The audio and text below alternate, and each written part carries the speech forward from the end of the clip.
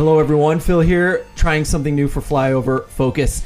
Today I got to ask a question to Bradley Carnell about our pressing style, that when everyone heard we were going to be a pressing team, that everyone thought it would look a certain way, like Red Bull style, like pressing, send it forward nonstop. And Luke's kind of clued us in that may not be the case, and it may not be exactly that early on, that it might look more like Hoffenheim perhaps is one thing I think we caught him saying.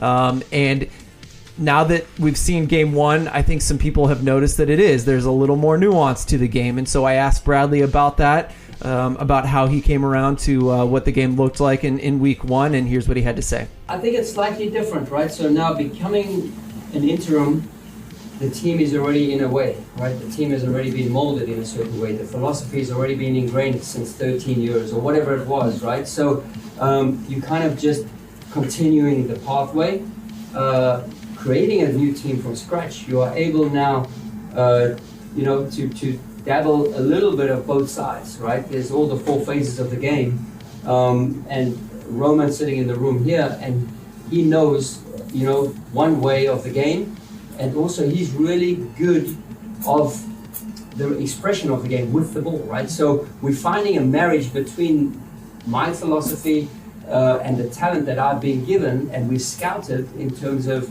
on-the-ball attributes, right? So we're trying this whole marriage of these phases of play, and it's a great little moment for me as a coach to develop even one more step, just to know that the quality on hand that we do have, we don't have to shy away from anybody, right? We can break teams down, we can build up from the back, we are able to go a little bit more vertical when needed.